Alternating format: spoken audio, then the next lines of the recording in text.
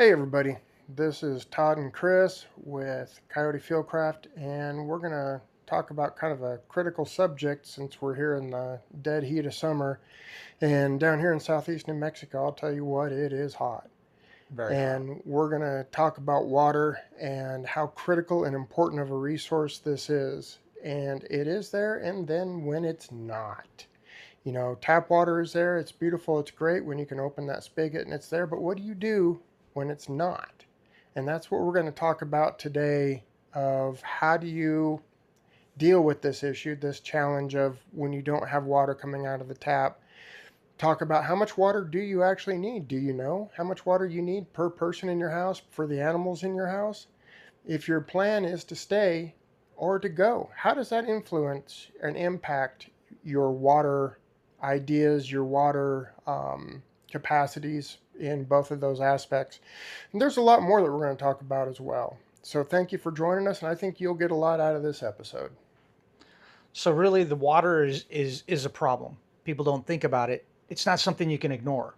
It's not something that you can go without. You have to have water, and unfortunately, water is a key aspect that you have to have. If you don't have that water, then other things can go. Then water failures that happens in cascades. You go from power outages to water stop flowing.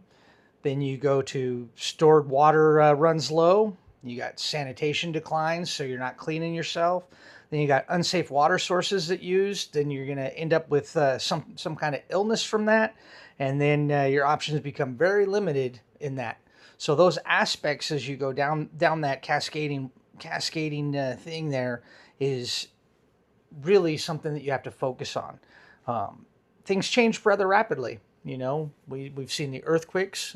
Now we've had two big earthquakes here recently, Venezuela and Mexico. Mm-hmm. Mexico didn't fare as bad as Venezuela. I think that's because of their infrastructure was a little bit better. But you also have some things that you have to think about. Not just earthquakes. You get a tornado that comes through, and now it's a big issue in your community. And what if it hits the water treatment facility? Now you don't have water there. Now what are you going to do? So the problems and things happen very quickly when they start happening. So you have to be ready for anything, and that goes into what we're talking about today. Making sure that you're ready, making sure that you have a plan, and that you think through your plan. You know, Getting the understanding that you need to have a plan, getting the understanding that there can be a problem with that source of tap water coming out of the kitchen faucet or out of the bathtub faucet, whatever it may be, is critical. But the other thing that's just as critical is to understand how much you need. There's a graphic here up on the screen that I'm not going to read it to you. I know y'all are smart and y'all can read this information, but this kind of goes along with our video, and I'll try to have a link for it here, either here or later on in the video, talking about our bleach and our animal videos where we talk about water needs on a daily basis. And, we're no different. As you can see in the video, this water need that we have this is the minimum. This is the absolute minimum that you need. This is not saying that you need that. This is the maximum you'll need for on a daily basis. When it's hot, when it's cold, if you're up at a higher altitude, all these things factor into the water requirements that you have. Another aspect to it is the special needs in your party. You may have people who are ill. You may have people who are pregnant. You may have younger people. You may have older people. People that may get ill. Or I mean, you people that might may not get even have ill. somebody that's ill and then they get ill. And will you Exactly. have that capacity to Yep. handle that? And this is something you need to look at when you're doing this long-term planning, is like the graphic up on the screen here talks about, is you have your 3, your 30, your 90 day. And again, we're not telling you these are the numbers you need to meet. We're just throwing some numbers to you to help you consider what you need to be thinking about, what you need to be processing in order to come up with your numbers. And you need to also consider that you need to have water that may not be drinkable, but it is still necessary for cleaning. This is water that Potable and non-potable. potable, non-potable, drinkable, non-drinkable. Right. All these types of aspects are very important, and it is critical that you could have water that you could use for cleaning clothes, for cleaning equipment that maybe isn't drinkable. So this is something else to keep in mind. That goes to whether you're going to stick around or you're going to leave.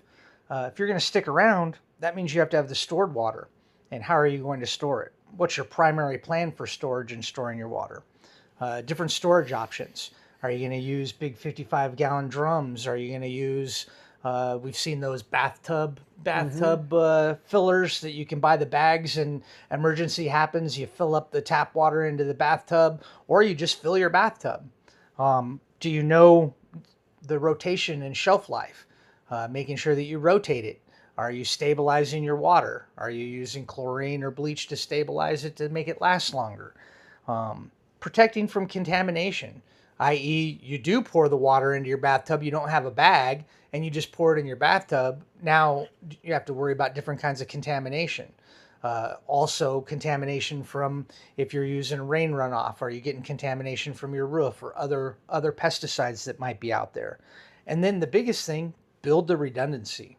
Have redundant plans. A primary plan, a secondary plan. We've talked about that before.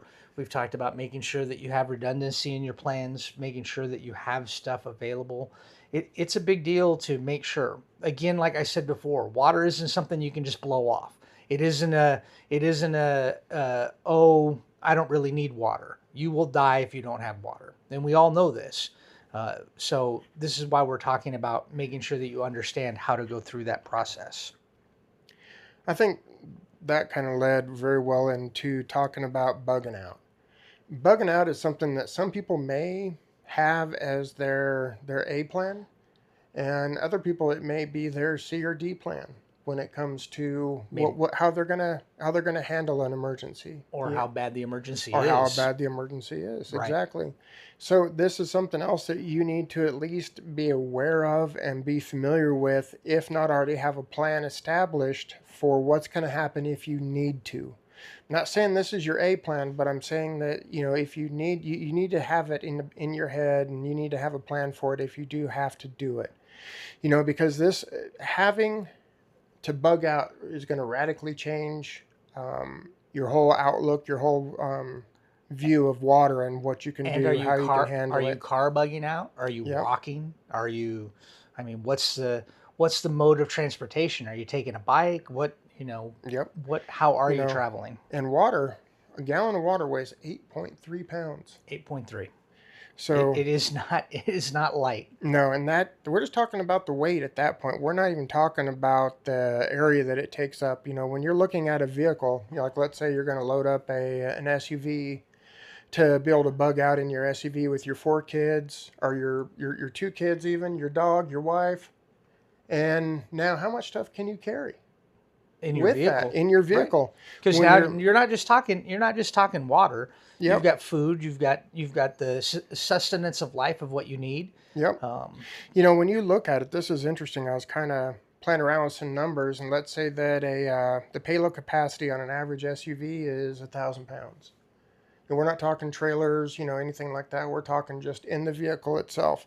When you look at the occupants, like we talked about before, you, your wife, a couple kids, a dog, you've already taken that 1,000 pounds down to 400 pounds of payload that you can fit based on weight. right. Not talking about the volume of the area where you can put stuff in the back of it, but now you've decreased how much you can carry just by weight alone, and you have to look at now, what am I going to carry?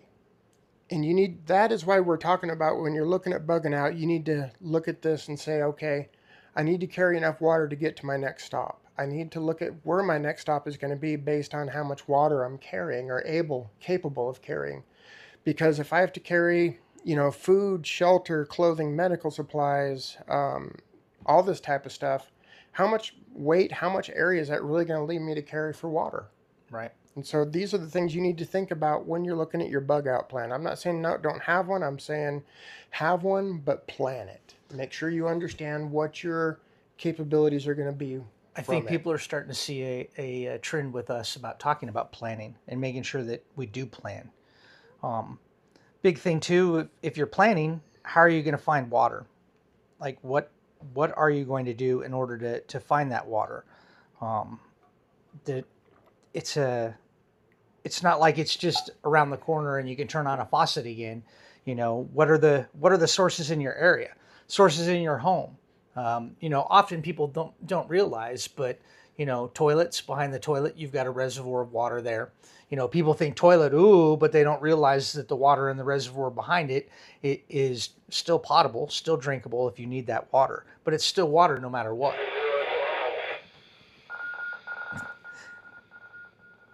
On top of that, you got rain collection. But in the home, we're talking the reservoirs behind the toilet. You also have the water heater that people often forget about. That's full of water all the time that they can drain on that source. Um, if you have a ice maker at your home, you got that to look at too. Then you've got to look at the reliability and your needs. Is it always going to be there? What's going to happen? You know, Remember, not all water sources are always going to be drinkable. If you're collecting rainwater, you can't just dip your head in there and take a drink of it. You're gonna have to purify it. You're gonna have to filter it, making sure that it's good. Um, you know, and like I said, some using the toilets in the back of the toilet tanks. Some people use chemicals in there, so they drop some kind of chemical tablets that they might have in there all the time. They might have other issues that are in there too.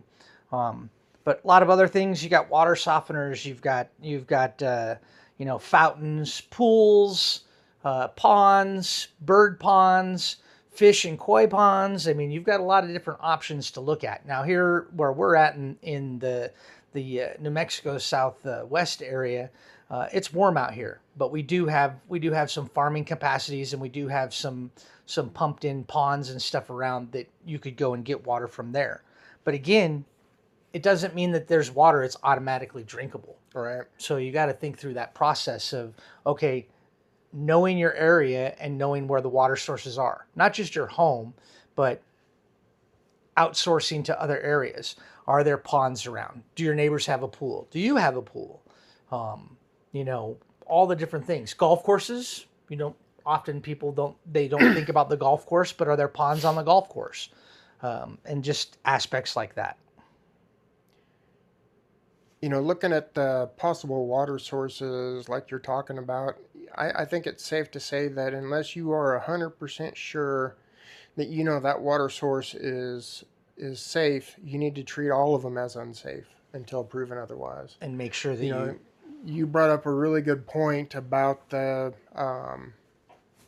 tanks on toilets, and I was thinking about this the other day when I was filling our humidifier. Is we put I think the reservoir on that humidifier is 5 gallons. Okay. And you might look at that and say, okay, that's 5 gallons of water. Yeah, it is. But there's also a chemical that we put in there with it to keep that water, from growing things that you don't want in your humidifier. Make it stable. But it also, at that point, makes it unsafe to drink. Right. So that is So another it's more of consideration. a washing clothes Exactly. and doing that kind Yep, of stuff. a non-potable or non-drinkable water source. Right.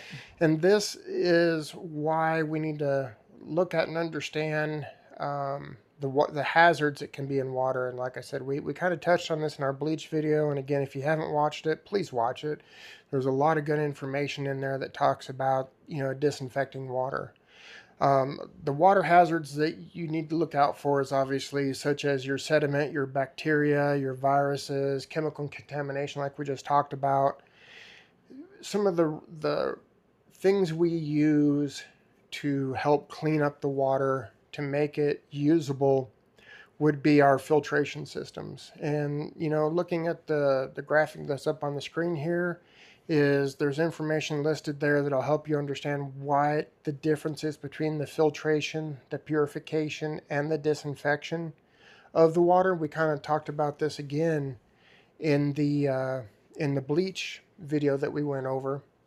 And there's advantages and disadvantages to each of them. The video or the graphic up on the screen there will help you through that, and it'll help you understand when to use them, what they are capable of taking out of the water. For instance, disinfection isn't going to take care of mud. That's what your filtration system is going to do, Right. but a filtration system isn't necessarily going to be able to inactivate those viruses that are in it. Some will, some won't. And And this gets back to the fact that you need to read and understand your equipment. use it, Yep. and practice with it and put it into use. The first time you use something shouldn't be when you direly need it. And like the graphic up on the screen right now should be the water treatment, what we call the water treatment decision tree. And what we're basically just trying to do is trying to get an outline together for you to be able to look at it and say, okay, I found some water. What should I do? What should be my steps before I consider it drinkable, or should I not consider it drinkable? And the big one, the big factor in this is if it has hydrocarbons. If you can see oil, you can see gas, you can see these types of chemicals in it, you need to just leave that alone. It's not going to be anything you can play with, anything you're going to be able to filter You're out, not disinfect, purify, nothing. you're not going to be able to do You're going to nothing. waste your time, ruin your equipment trying to do anything with it. You're better off just leaving it be and going on to something else. And again, like we were talking about before, is know your equipment. Understand what your filters are capable of doing, what they're not capable of doing, um, how a treatment plan is going to help you understand what you need to do with the water. Step one, filtration. Step two, purification. Step three, disinfection. If that's what you need to do, if that's the extent you need to go down in order to make sure that the water is safe for use, then that is what you need to do. Don't half-ass it. Don't, Shortcuts. shortcuts. Don't take Yeah, shortcuts. don't take shortcuts, because that will lead to some bad mojo. And then that'll go back to the first slide that we showed you, that you end up with an illness or some other thing that puts you into a situation that you don't want to be in. Yes, sir. And then this goes into something even more important. Once you get it where it's stable, once you've filtered it, once you've purified it, once you've disinfected it, what's your long-term plan? How are you going to store it? What are you going to do with it? That long-term storage. Uh, and then, is it a sustainable water source? Are you going to be able to do it, or are you going to have to transport it from someplace to make it sustainable?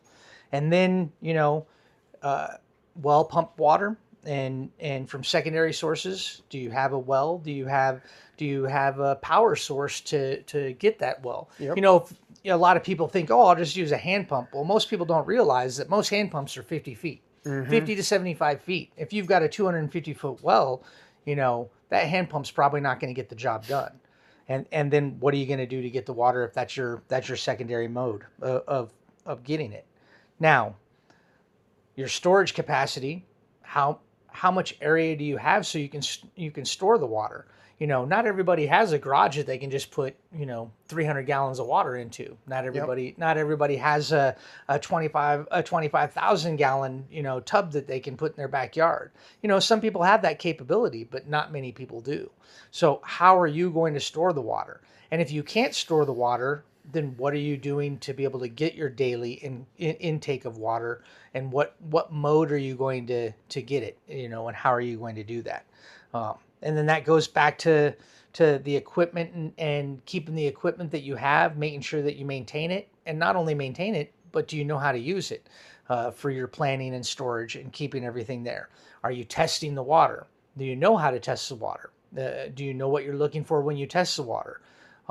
How are you going to treat the water for your long term? We've talked about that in the other videos, making sure that you do that kind of stuff. But these are all things that you have to take into account. It's not just getting the water. It's once you have the water, what are you going to do with the water?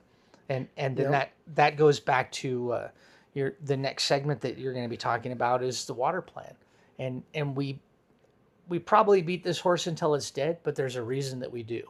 You have to plan. Absolutely. And I think this is why we started our channel with, the first two or three videos were on PACE plans.